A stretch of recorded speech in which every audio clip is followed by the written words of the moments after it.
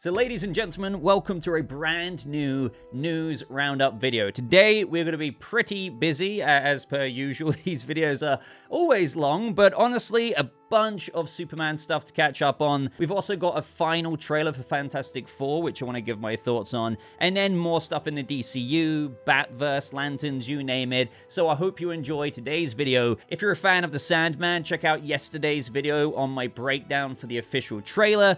But with all that being said, just go ahead, leave a like on the video. It really helps support me. It helps push this video out there more into the algorithm, and consider subscribing if you're not subscribed already, because every time I point that out, I actually get an influx of like 80 to 100 of you subscribing. So maybe today is the day you'll consider subscribing if you haven't done so already. But first of all, I want to start off with this article from the Direct, where they compile a few reactions, or, you know, they call it first reviews of early footage for Superman. So if you aren't aware already, with the Superman World Tour, like I'm sure you've seen plenty of clips of that going around. The marketing, I don't really see anyone bitching about the marketing anymore. The marketing is going crazy, but they've also been showing 30 minutes, the first 30 minutes of the movie. So I thought it'd be fun to just kind of go over some of these reactions. The first user saying, "No way, I saw the first 30 minutes of Superman after feeling so hopeless the entire day. Needless to say, it was damn beautiful.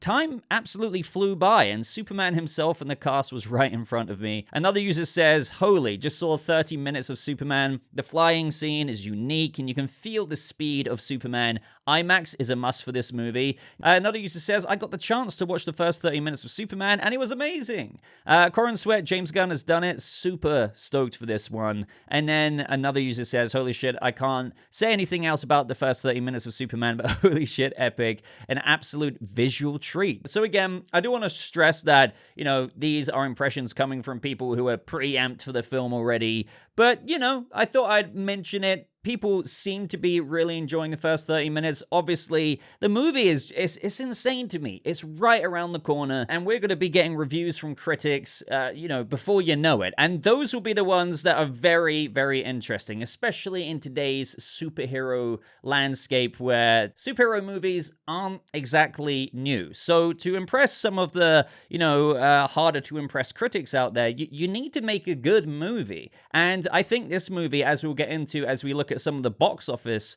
projections much later on in this video, this movie I think will do well in opening weekend, but some of those reviews that will be spreading out there could maybe keep it at like a lower domestic opening weekend, or maybe soar it to some of the higher predicted numbers. So let me know what you think of these first 30 minutes reviews. Let me know if you had the opportunity to see it yourself. That would be pretty cool.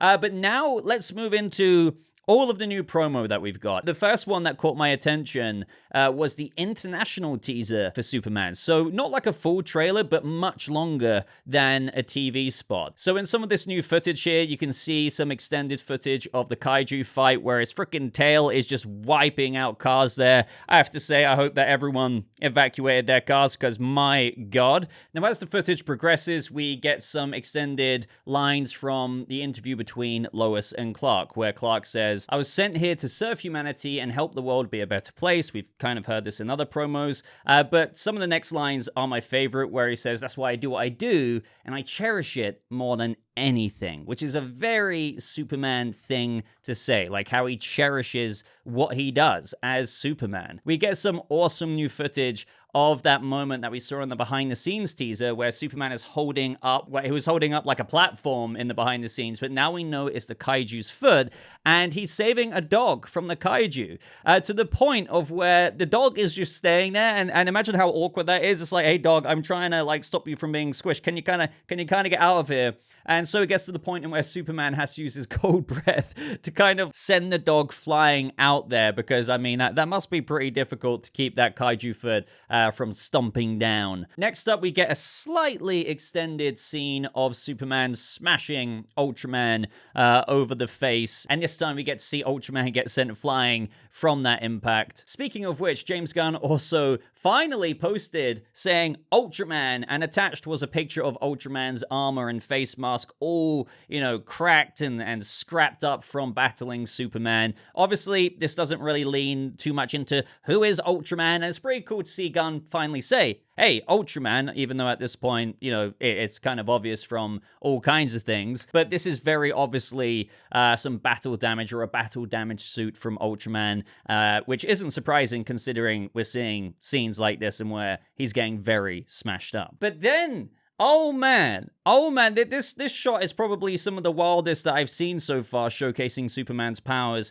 and that is between the stadium battle with Ultraman and the Engineer versus Superman and Mr. Terrific. Now, we know Mr. Terrific kind of doesn't last very long, but here we finally see, like what we saw in the behind the scenes of the filming, where the Engineer is on top of Superman, and she's using her jetpack to propel and just punch him across the grass track of the stadium, and now we see that Superman is using his heat vision, and he literally sprays it in the Engineer's face, and you can literally see her face get like red, like molten lava from the heat vision, and she just like takes it. And I don't know if that means more of her face is gonna just get like nanites over it, so more metallic. That's kind of what I'm hoping for, although, they could be going a bit of a different direction with the adaptation of this Engineer. But I just love how visceral that is in that fight. Like, literally point blank heat vision to your face. And then, as we've heard many times before, Krypto kind of makes a mess of the fortress, and we get a little scene of Superman being like, what is this? You've destroyed the whole place. It looks like Krypto, as,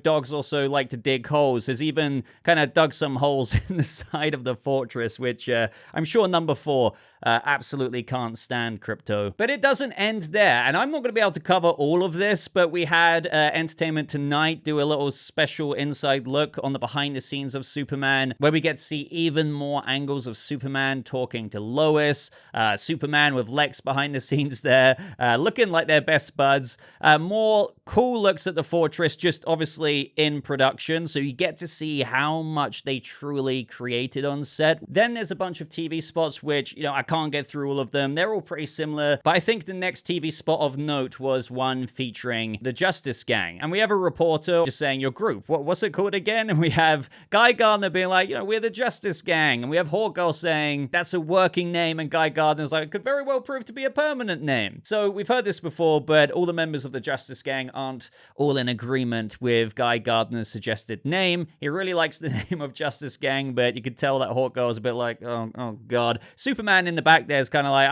I'm not exactly with them. But another standout part of this, of course, is just seeing Hawkgirl's wings. Now, we've known about Hawkgirl's wings for a while, but I don't think we've really seen them, flowing quite like this. I would love to know your thoughts. Like, are you liking all of the TV spots? Like, excluding the idea that maybe you might be seeing more than you want to, but through what you're seeing, are you liking the more you're seeing of the movie? Does it kind of scratch that itch for what you wanted out of a Superman film? Now, to split things up in the video for a little bit before we return back into even more DCU stuff, let's go over to Marvel, because we just got the final trailer for Fantastic Four. And I have to say, at least for me, I've seen some people say it didn't really do much for me, but for me, it really kind of gave me what I felt, I don't know if I would say was missing, but, the first couple of trailers, I wanted to see some of the stuff that we got in this trailer. And it's not that they show too much, it's just that, we got to see right at the beginning there, as the Fantastic Four were being introduced,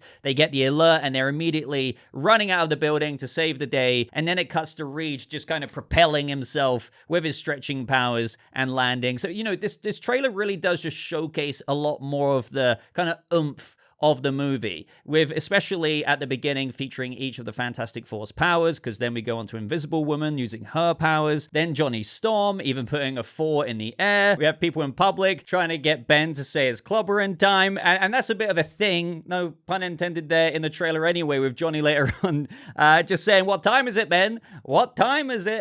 And I didn't know if the joke was going to land, but the way that we have Joseph Quinn delivering this is what I mean. I've been a defender of Joseph Quinn playing playing Johnny Storm since day one. And with the way that, I think the reason why I love this trailer so much is the way it ramps up to more and more exciting things that this movie has to offer, and just the way it was cut with the score. When it gets to this moment, I felt like it was done really, really well. It's just such a simple joke, but it gives, you need the Fantastic Four members to have this chemistry. And already, just between everything else in the trailer, but between Johnny and Ben here, who is also sporting, the Thing is sporting a beard, which I didn't know was going to happen. So I guess at some point in the movie, probably after the halfway point, it seems that we have the Thing have a little bit of a rock beard. I thought that was great, and I can't wait for these characters to interact with one another. And that's one of the strongest things you need to come out of this movie, whether it's Superman, whether it's this film. Of course, there are so many factors that go into, rating a movie, being critical about it. But even from the most simplistic way of viewing things, sure, there can be, certain issues. You may have the pacing. Maybe there's a certain story thing where you're like, I don't know about that. But if you enjoy, there's still redeeming factors, right? Where if the Fantastic Four movie nails the Fantastic Four and the cast with the characters, that will be a big thing to take out of the cinema with you, that you want to see these characters again in the next movie, Secret Wars. You're looking forward to that, even if the film doesn't meet certain expectations in some areas more than others. And that's not me trying to sound negative, by the way. I just feel like some people write things off because of maybe one thing, but I feel like there's still so many components to movies that are to be appreciated. And I'm confident, whether that's with Superman or Fantastic Four, that I feel like they're both going to do really good jobs with the characters, at least with the impression from the marketing that they're getting across. And I think, again,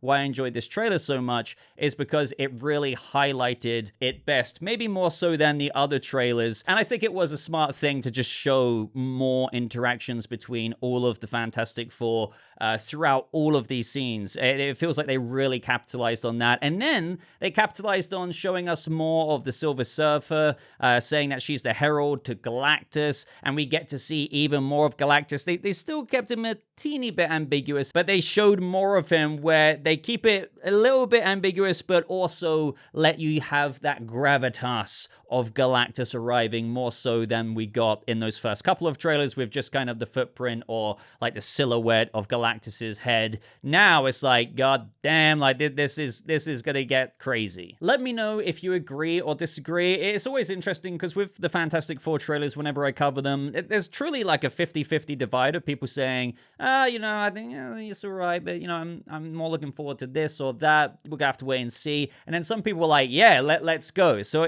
did this trailer make you guys more amped for it if you were kind of thinking, yeah, I might go see it, but I'm not crazy about it? And if you're already crazy about it, did this trailer just make you more crazy about it? I can't wait to see it. I'm looking forward to reviewing it. So now steering back to the DCU with Superman once again, we have even more promo in the form of posters. I have to say, I really like this poster. It's got quite a nice retro feel to it. I like how it features all of the supporting characters there on the bottom. We've also got a new international poster. We haven't actually seen a poster like this. It's not quite floaty heads, but I think it's quite nice to see a poster like this when we haven't really had this before so far. And I like how we have the characters on top of the Daily Planet globe there. Lex right on top of Superman. We have the Engineer. It looks like she has freaking nanite tendrils coming out of her with a bit of Palpatine lightning. Now, I have no idea if that's just a cool visual effects touch for the poster or if the Engineer can actually use her nanites to create some kind of weird electricity. We've even got magazine covers which look badass. It's just exploding.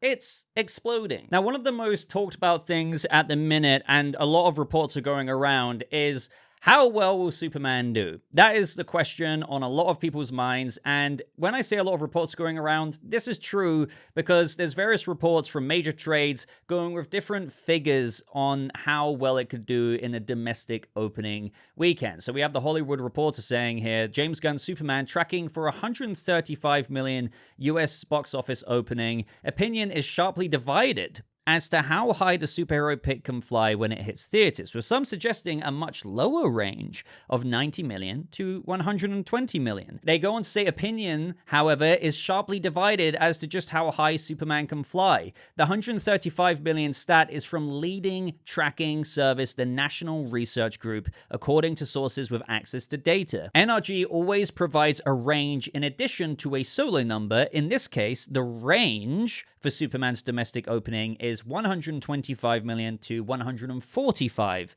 million. Now, tracking, I fully agree with what they're saying here, is hardly a science, and projections have been notably off in a number of instances from all the services. To that end, insiders at DC Studios and Warner's are being more conservative in suggesting 90 million to 125, although anything less than 100 million might be seen as a blemish. Now, that's something I kind of agree with, and you may have heard my opinions before, is that I've been lowballing it, maybe out of cope, but just kind of saying, instead of these crazy numbers of like, oh my god, 185 mil to 200 mil, I've been lowballing it saying, hey man, if it makes close to the Batman's 133, 134 million opening weekend, that would be a success at the same time, right? And anything better than that, amazing. So, you know, with insiders apparently saying at DC, despite the tracking being 125 to 145, they're kind of like, you know, it could be 90 to 125. That's kind of what we're putting it.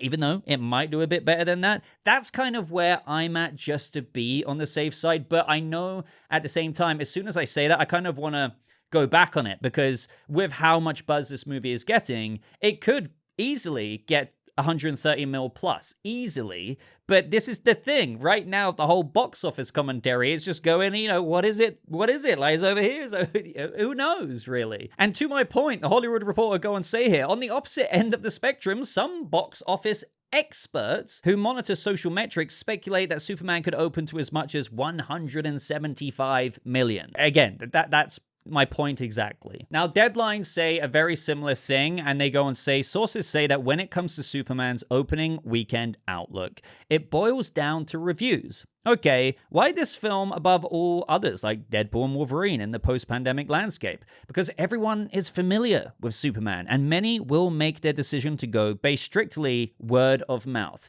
And that's something I do want to echo. And I know I've already kind of got into it, but whether it's critic reviews, people see TV spots, you know, sometimes they slap all of the 4-5-star reviews on a new TV spot after the opening weekend. That could influence some people, but the biggest factor of it is truly, yes, the word of mouth. If people have seen it and they're saying to their friends, oh my god, man, Superman, seriously, I know we've seen a lot of superhero movies, but seriously, this one, man, trust me. Or if, like, it's not just locally amongst friend groups, it will be online. Let's just say the majority of different camps, like whether they were super pro Gunn or DCU or not, most of the buzz is like, genuinely, this is a good movie. People opening up their Instagram or Twitter, whether they're a casual or not, will be seeing that circulating around in their algorithms, and they'll be like, yeah, I need to see that. But if it's different than that, and they're like, oh, yeah, you know, it's all right, but that will most certainly make an impact as well, to the point of, in today's landscape, they might be like, yeah, I might skip this one. You know, it's not really getting that much buzz. So, and it makes total sense. So there is quite a bit of pressure on that in terms of what will truly reflect the domestic opening weekend and going into that second weekend after perhaps, hopefully, the initial buzz and positive reviews out of that first weekend. So we're going to have to wait and see. Truly, I would agree saying there is no hard science to these projections right now. I would lowball it myself, hoping for 120 to 130, 40 million. I know that's quite a wide range for myself. I am just hesitant to commit to 180 to 200 right away. But with what I've just been saying, I do think it does depend, like in terms of how truly well it can live up to its potential, and that is through word of mouth. Now, in some other DCU news, we had James Gunn confirm that Clayface is most likely rated R. In my mind, it's like, well, yes, it can't not be rated R. This is a body horror movie. You know, I recently, by the way, I don't know how, but I've only just seen The Substance, and, you know, there's no doubt in my mind that Clayface will mimic the kind of body horror that is in that movie. If not, it might go further, right? I truly believe Clayface will be rated R. There's no way, with how mentions of this being influenced by, Jeff Goldblum and The Fly, and, adapting or being inspired by a feat of clay and other factors like that in the DCU, this will be a mature R-rated Clayface film, and I wouldn't want it any other way. And I think with the practical prosthetic approach they'll most likely take with this low budget, don't forget low budget Clayface movie, it's going to be very gruesome and detailed. Now with Lanterns, there's been a couple of things I haven't spoken about, such as, well, this is something we kind of knew already, that it should be premiering early 2026. The end of this year was extremely unlikely considering that they're wrapping in July. That just wouldn't happen, but I'm hoping for like a February, March or something release going into the release of Supergirl, something to tide us over until then. And my God, I cannot wait to do episode breakdowns of Lanterns. But we also had Lanterns pilot director James Hawes talk about how the series shouldn't really, or like won't disappoint longtime Green Lantern fans, as the show eventually will go intergalactic. So on Phase Hero, he spoke about how the scripts have so much character. It's a buddy cop movie played out in a True Detective, Fargo, No Country for Old Men, naturalistic way, and then somebody flies. So addressing previous reports and comments about the series being grounded and the assumption that everything is set on Earth, Hawes stated, I'm going to talk very obliquely about this because there are excitements to come. It won't disappoint the classic fans. I think it will invite in a whole new audience as well, because we get to meet the characters in quite a rooted way before it takes you intergalactic. Now, we heard from Porna Jaganathan. She mentioned something about, there's Guardians, there's the Sinestro Corps, there's all of this stuff. And as soon as she said Guardians, I was like, oh, so maybe we will see, I know it sounds crazy to speculate, will we see Guardians or some reference to them in a Lantern show? But that's because, after all, we truly didn't know how much space copy intergalactic kind of stuff we would get in the show. Now, I've always said, I don't know if we're going to actually see Hal on Oa or something like that, but I can imagine the Guardians perhaps communicating with Hal, saying, you need to go to John Stewart, you need to take him on as your I don't know, but that reminds me of that old, very old John Stewart and Hal Jordan comic book. And maybe we will see them properly, but it could be like a lantern ring projection. But we're going to have to wait and see. But he is literally saying, before it takes you intergalactic. So it would be pretty damn cool if we actually do see them go out there, beyond Earth, to intergalactic places. Of course, as James Hawes says here, that we get to meet the characters in quite a rooted way. So Hal on Earth, living in the situation that he is, John Stewart, then they come together, they probably go to the town, but as the plot unfolds, those intergalactic elements will still be included, and I think they're truly keeping that tucked up their sleeve to make fans happy as of when they see it in the episodes, or, well, rather, the trailers as well. It's going to be interesting to see as well how much they advertise of the intergalactic Lantern side of things in the marketing. And I suspect that they might not go truly ham with that because they might want to try and give it that True Detective investigation vibe. Now, that's not me saying they're not going to showcase rings or powers, but they might only drip feed us with the larger intergalactic scope of things. But perhaps as the marketing continues towards the release date, we could get more sprinkled in there. I know this is quite premature to be speculating about stuff like that, but after all, when you want to kind of do an HBO prestigious show named Lanterns, inspired by True Detective and things like that, you probably are going to market it as a True Detective Earth kind of mystery, murder in the American Heartland thing, to get all kinds of audiences in as they've gone on about. That's the cool thing. This will be a gateway for people who might not be as into comic booky things to get into a Lantern show because it has that True Detective inspiration, but then they'll be sucked into hopefully the comic book side when it kind of springs upon them the intergalactic aspects of just what being a Lantern is. And then lastly for the video, guys, we have some updates on the Batman Part 2. Now, I'm glad I said in my previous video that the Puck News report saying that Matt Reeves is apparently meant to hand the script in on Monday, I said to take it with a grain of salt. Now, Puck News are quite reputable, I believe, but they reported that the script will be handed in Monday and that it might even start filming January. Now, Gunn said on Threads that it's not true. Now, before everyone's like, Bob, I told you the Batman 2 is not getting made, that doesn't mean that. It just means Puck News saying it was Monday isn't true. Now, Gunn, don't forget, still said in recent interviews that he's expecting it in June. But I am going to double down, triple down, quadruple down, God knows how many down on what I've said before, and how even if it doesn't get handed in June, because we've only got, what, like less than a week of June, and it was July or somewhere like that. Matt Reeves still has time. You've heard me exhaustively say this, but I'm going to stick with how I think the movie should be shooting around March, not January. And the first movie had 6 months of pre-production. 6 months to, get everything sorted, locations, set building, all of that stuff that goes with pre-production. Then, boom, you're into principal photography, you're actually shooting. So what I'm trying to really spell out here is that even if Matt Reeves handed in the Batman 2 script July 28th or something like that, the movie would still have 7 months until it even needs to start shooting. So of course they can achieve the pre-production in that time. So that's just me trying to say, like, I still expect the script to be handed in any day now, any week now, and hopefully we will get those headlines or that Threads post with Gunn saying, I'm more than happy to announce that the Batman 2 script has been greenlit and pre-production will be commencing shortly. But to act like just because it hasn't been handed in right now or by tomorrow or next Friday, that actually isn't concerning to me at all. As Andy Serkis also said very recently when being asked about the Batman 2 and if it's even happening, he says, I know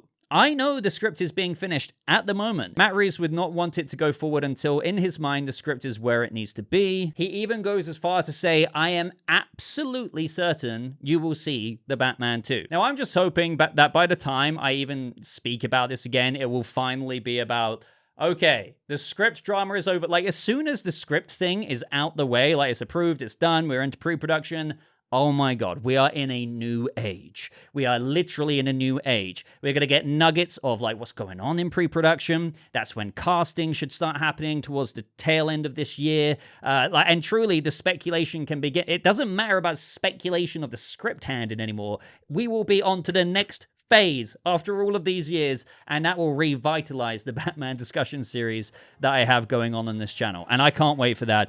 The fact that it is right around the corner is just nuts to me. So let's try and look forward to that. Hopefully that will happen any week now.